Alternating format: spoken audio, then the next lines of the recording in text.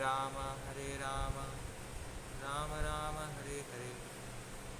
नमो विष्णुपादाय कृष्णपृष्ठाय भूतले श्रीमते भक्तिवेदांत स्वामिनिति नामिने। नमस्ते सरस्वती देवे गौरवाणी प्रचारिणे निर्विशेष शून्यवादी पाश्चात्य देशतारिणे। नमो विष्णुपादाय कृष्णपृष्ठाय भूतले श्रीमते भक्तिवेदांत स्वामिनिति नामिने।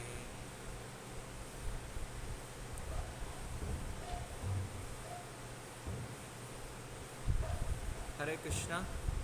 तो आप सब भक्तों का स्वागत है आज की कक्षा में।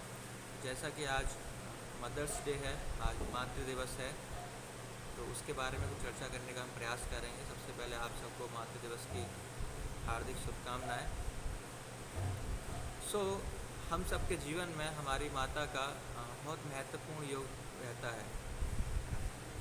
उनके बिना हमारा जीवन ही नहीं है। एक्चुअली वो है तो हमारा जीवन आगे हुआ है, अगर वो ही नहीं होती तो हम आगे इस दुनिया में आते ही नहीं हैं। माँ वो है जो हमें 9 महीने तक अपने गर्भ में कैरी करती हैं और 2 साल तक अपनी बाहों में गोद में खिलाती हैं और अपने हृदय के अंदर पूरे जीवन भर हमें कैरी करती है। लगभग 7300 बार 2 साल के अंदर हमारी माता ने हमारा डायपर चेंज किया। लगभग 253 घंटे पूरे जीवन में उन्होंने ऐसा कार्य किया जो कोई नहीं करना चाहता। हमारी गंदगी साफ़ की, हमारे ऐसे कार्य किए जो देखने में इतना प्लीजेंट नहीं है। वही पहली टीचर है जो हमें सिखाती है हाउ टू वॉक, है ना, देन हाउ टू टॉक, कैसे बात करनी है, कैसे चलना है ना। वो हमें बताती है कैसे अच्छी तरह से पढ़ाई करनी है, जिस तरह से कोई हमें आगे जाके फूल ना कहे। हमें होमवर्क मिलता है तो उसमें मदद करती हैं, और इसके अलावा जो घर पर कार्य है उसको तो करती हैं। वो कुकिंग कर रही हैं, बुकिंग कर रही हैं, वॉशिंग कर रही हैं, क्लीनिंग कर रही हैं, मॉर्निंग टू इवनिंग, सुबह से लेकर शाम तक ये सारे कार्य कर रहे हैं और बिना किसी को कंप्लेन किए बिना। इतने सारे काम करने के बाद कोई कंप्लेन नहीं है। क्यों? क्योंकि उन्हें पता है कि इसका एक मतलब है, उनका एक प्रेम है। उस प्रेम के कारण वो सारे कार्य करती हैं। अगर जस्ट इमेजिन कि अगर जितने भी कार्य उन्होंने प्रेमवश किए हैं हमारे घर वालों के लिए, हमारे लिए, अगर वो उसका अगर चार्ज करती हैं तो अगर वो चार्ज करती हैं तो कितना उसका चार्ज हो, कितना पैसा दिया होगा, मतलब हम देना पड़ेगा अगर चार्ज हो। वो कब से वो सारे कार्य करती आ रही हैं। जैसे हम मेड रखते हैं घर पे, तो वो कार्य करने आती है तो हर चीज़ के हम पैसे देने पड़ते हैं। बिना पैसे के क्या है, वो कुछ भी कार्य नहीं करती। तो हमें क्या, उन्हें पैसे देने पड़ते हैं तो वो कार्य करती है, अदरवाइज वो कार्य नहीं करेगी। तो इसीलिए माता का प्रेम जो है बिल्कुल जैसे भक्ति होती है ना, अहेतु की अप्रत्यता, जिसका कोई कारण नहीं होता। इवन जो भगवान का जो प्रेम है, एक्चुअली वैसे तो इस भौतिक संसार में कोई प्रेम है ही नहीं, आध्यात्मिक संसार में ही प्रेम है खाली।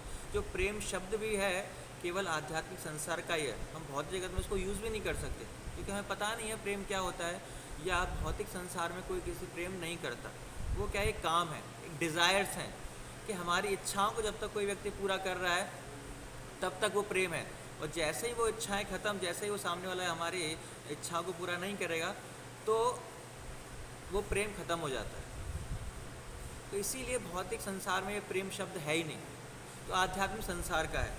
और जो प्रेम अगर हम कर भी सकते हैं तो केवल हम भगवान से ही प्रेम कर सकते हैं, भगवान हमसे ही प्रेम कर सकते हैं, और कोई किसी प्रेम नहीं कर सकता। तो जो आध्यात्मिक संसार का जो प्रेम है, जो भगवान जितना हमसे प्रेम करते हैं, तो हम तो भौतिक जगत में रहते हैं, वो आध्यात्मिक जगत में प्रेम है। सो हम कैसे उस प्रेम को समझ सकते हैं? तो इसीलिए शास्त्रों में भी उदाहरण आता है कि अगर आपको जानना है कि भगवान का और भक्तों के साथ कितना प्रेम होता है, सो जो भौतिक जगत में जो सबसे बेस्ट है ना, भौतिक जगत में जो सबसे बेस्ट जो देखने को मिलता है, तो उसकी तुलना की गई है माता और उसके पुत्र के प्रेम के साथ। कि जो माता का अपने पुत्र के प्रति प्रेम होता है, उसके पीछे कोई कारण नहीं होता।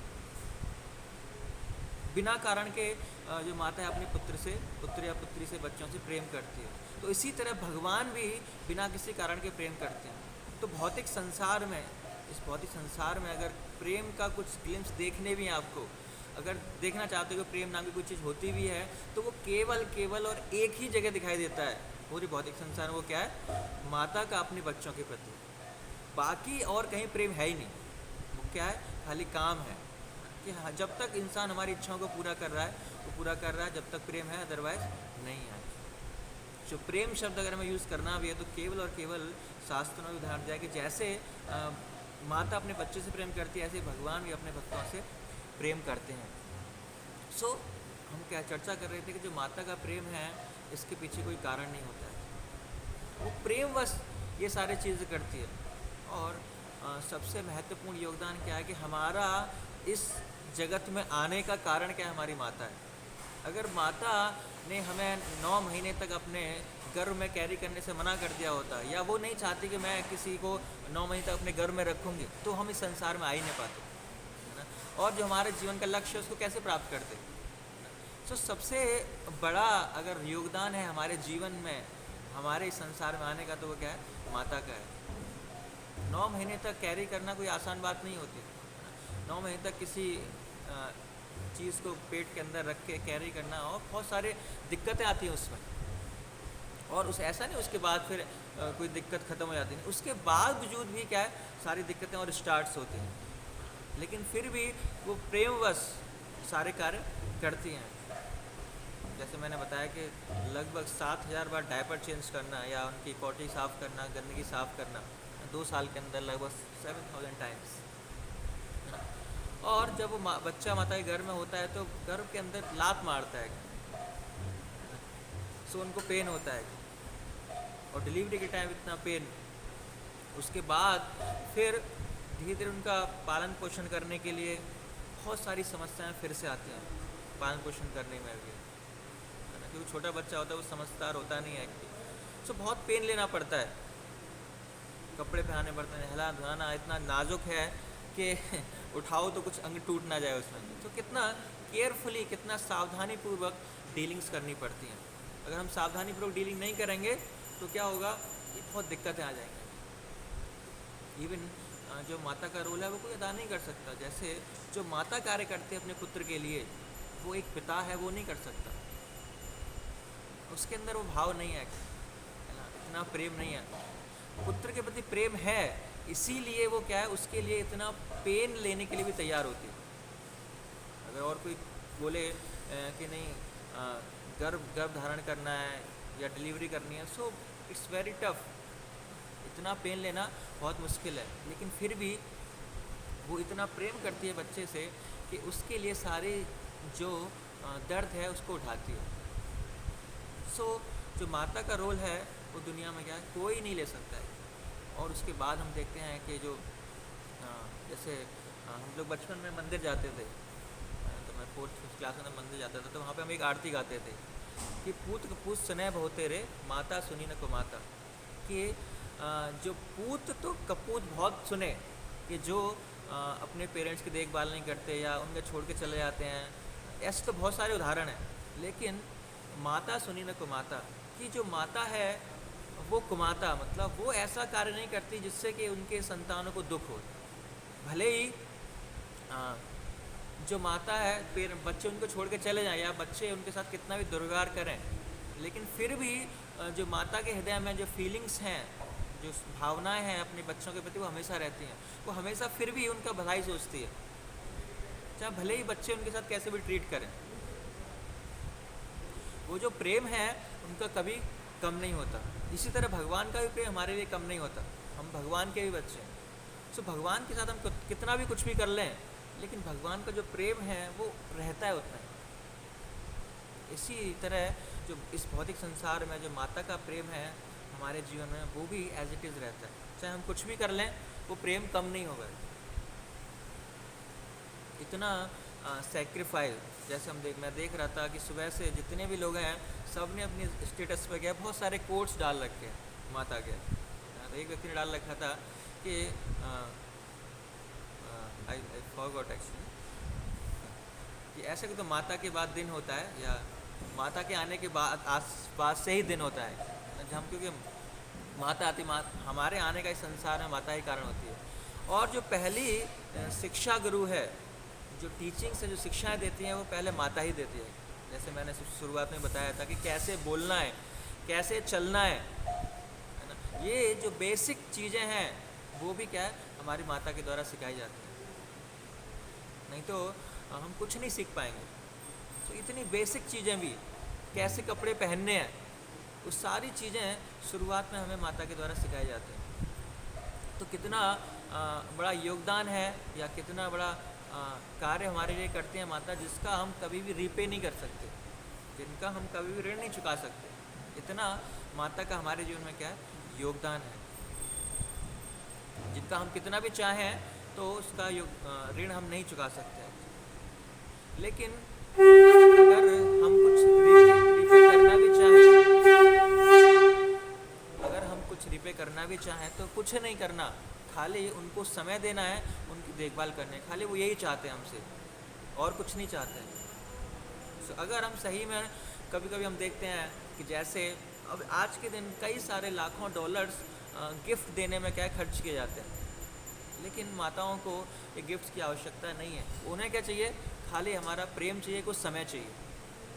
एक ऐड आता था जिसमें माता के पास ये फ़ोन था, सो अपने बच्चों कहते कि मेरा भी अकाउंट खोल दो फेसबुक पर। तो बच्चा बोलता क्यों खोल दो, कि नहीं तू फेसबुक दिन भर चलाता है तो मैं सोच रहा मैं भी फेसबुक आ जाऊँगी तो मुझसे बात करने का समय होगा तेरे पास, है ना। तो हमारे पास संबंध तो है, लेकिन संबंधों की बातचीत करने के लिए या उनको मजबूत करने के लिए क्या समय नहीं है। सो समय देना बहुत जरूरी है। अगर हम सही में कोई गिफ्ट देना चाहते हैं आज के दिन, तो क्या है समय दें, उनकी देखभाल करें, उनको समय दें। ये सबसे महत्वपूर्ण चीज़ है या सबसे कीमती चीज़ है उनके लिए। बाकी आप उन्हें अच्छी सी वॉच दें, घड़ी दें, कुछ इक्विपमेंट दें, वो इतना काम नहीं करेगा, वो तो क्या एक मैटर है। लेकिन समय देंगे, प्रेम देंगे, कुछ आदान प्रदान होगा, तो ये उनकी आवश्यकता है। तो ये हमें आज के दिन हम ले सकते हैं भाव के माता को अपनी मदर्स डे सेलिब्रेट करें, उनको समय देके, उनको प्रेम दें। तो ये ऐसी तरह हम मदर्स डे को सेलिब्रेट कर सकते हैं।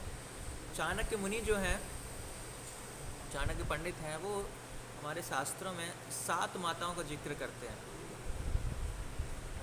देयर आर 7 मदर्स, 7 माताएं, 7 चीज़ें हैं जिनको माता का दर्जा दिया गया है। वो कौन कौन सी हैं? आत्ममाता, गुरु पत्नी, ब्राह्मणी, राजा पत्निका, धेनुर्धात्री तथा पृथ्वी, सप्तयता, मातृ समृता। कि आत्ममाता हमारी खुद की माँ जिसने हमें बर्थ जन्म दिया, गुरु पत्नी, गुरु की पत्नी, और ब्राह्मणी, ब्राह्मण की पत्नी, राजा पत्नी का, जो राजा है उसकी पत्नी, धेनुर्धात्री, धेनुर जो गाय माता है वो भी एक माता है, धात्री जो आया करोल करती है, जो मेड, नर्स, तथा पृथ्वी, 7वीं माता है पृथ्वी माता है। सो इन 7 को माता का दर्जा दिया गया है। ये 7 ही हमारी माताएं हैं और इनको माता का दर्जा हमको भी देना है। पहला है कि आत्ममाता, इनको थोड़ा सा हम चर्चा करेंगे क्या क्या, क्यों इनको माता का दर्जा दिया गया। आत्ममाता, बायोलॉजिकल मदर, जो वैज्ञानिक रूप से हमारी माता हैं, जिन्होंने हमें 9 महीने तक गर्भ में रखा, फिर हमें बर्थ दिया है। सो माता जो हमारी ओन मदर है वो क्या है, जैसे मैंने बताया था कि पहली टीचर है, जो हमें सिखाती है कि कैसे प्रॉपर बिहेवियर रखना है, कैसे हर चीज़ हमें सिखाती है कि कैसे काइंड एक नॉर्मल मनुष्य की तरह कार्य करना है। वो किसकी तरह सिखाया जाता है हमें? जो पहली माता है जिससे हम जन्म लिए हैं, तो उसको माता बोला गया। दूसरा है वाइफ ऑफ गुरु, गुरु पत्नी। क्यों गुरु पत्नी क्यों माता है? क्योंकि हम देखते थे वैदिक जो काल था उसमें 5 वर्ष के बाद, 5 वर्ष तक तो बच्चा अपनी माता के पास रहता था, लेकिन 5 वर्ष के बाद वो अपने गुरुकुल में जाता था, और 5 वर्ष से 25 वर्ष तक 20 वर्ष वो किसके पास रहता था? अपने गुरु के पास रहता था। किसके लिए? एजुकेशन के लिए, शिक्षा के लिए वो गुरुकुल जाता था। तो गुरुकुल में जाके क्या होता है कि जो गुरु है बहुत ही स्ट्रिक्ट है, गुरु क्या है, बहुत ही स्ट्रिक्ट है कि ये नियम कानून आपको फॉलो करने ही करने हैं। उनके साथ साथ जो गुरु पत्नी का रोल होता है क्या है कि थोड़ा सा अफेक्शन दिखाना, बच्चे भी 5 वर्ष का बच्चा है तो उसे लाड़ प्यार थोड़ा सा अफेक्शनेट करना है ना। एक तरफ से गुरु से डिसिप्लिन सिखा रहे हैं, नियम कानून सिखा रहे हैं, दूसरी तरफ जो गुरु माता है साथ ही साथ क्या कर रही है, उनको लाड़ प्यार भी कर रही है, उनकी चीज़ों का आवश्यकताओं को पूरा कर रही है। तो इसीलिए जो गुरु की पत्नी है उसको भी माता का दर्जा दिया गया है। अपनी माता के पास तो 5 वर्ष के लिए रहा खाली, बाद के 20 वर्ष किसके पास रहा, गुरु पत्नी अपने गुरु के आश्रम में, जो माँ है गुरु माँ, उनके आश्रम में रहा। तो उससे प्रेम जो लाड़ प्यार है उसको उसने प्राप्त किया। तो इसी कारण से जो गुरु पत्नी है उसको भी माता का दर्जा दिया गया। और तीसरा है ब्राह्मण वाइफ, कि जो ब्राह्मण है उनकी पत्नी है। तो हम देखते हैं कि वैदिक काल में जो ब्राह्मण हैं ये बुद्धिमान वर्ग है। सारे संस्कार वगैरह हैं, जो उपदेश हैं, क्या करना है क्या नहीं करना, वो कहाँ से आता है, ब्राह्मणों से आता है। They are the leader of society, वो लीडर हैं। वो क्षत्रिय को उपदेश देते हैं कि ऐसा करना है, और क्षत्रिय क्या प्रजा से उस चीज़ को क्या है, पालन करवाता है। तो एक्चुअल में लीडर कौन है, ब्राह्मण है। कि क्या करना है, कैसे जीवन यापन करना है, वो कैसे पता पड़ता है, ब्राह्मणों के द्वारा पता पड़ता है।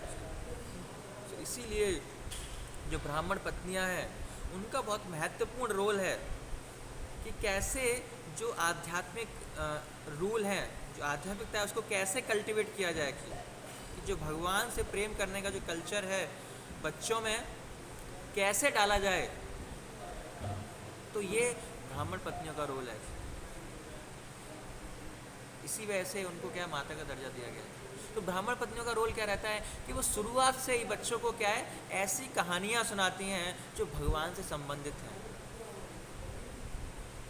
शुरुआत से ही बच्चों के जीवन में क्या है, भगवान कॉन्शियस, भगवान की चेतना डाली जाएगी। सो ये बहुत ही अफेक्शनेटली, क्योंकि ये जो ब्राह्मण है वो कार्य नहीं कर सकते बच्चों को पढ़ाने का, तो वो कौन करता है, जो ब्राह्मण पत्नियां थी वो करती थी।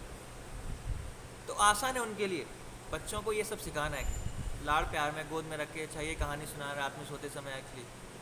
तो उनके लिए क्या है, ये बहुत आसान है कि ऐसी चीज़ों के लिए बच्चे के अंदर जो कृष्ण भावना में थे या भगवान की लीला है उनको उनके जहन में डालना, उनके चेतना को शुद्ध करना बच्चों की, तो उनके लिए बहुत आसान। तो ब्राह्मण पत्नियाँ ये रोल अदा करती हैं, तो इसीलिए उनको भी माता का रोल दिया गया है, माता का दर्जा दिया गया है। और चौथा है वाइफ ऑफ किंग, जो रानी होती है, राजा की पत्नी है, वो भी माता के समान है।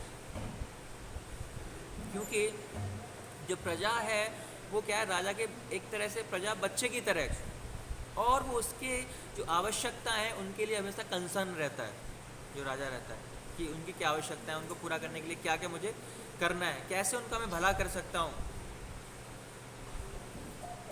और बहुत अच्छी अच्छी पॉलिसीज़ बनाते हैं कि कैसे मैं प्रजा को खुश रख सकता हूँ। उनका एक्सप्लॉइटेशन नहीं करना है, उनके साथ व्यवहार नहीं करना है, उनका एक तरह से एक्सप्लॉइटेशन, हिंदी में याद नहीं आया मेरे को, एक्सप्लॉइटेशन नहीं करना है उनका। तो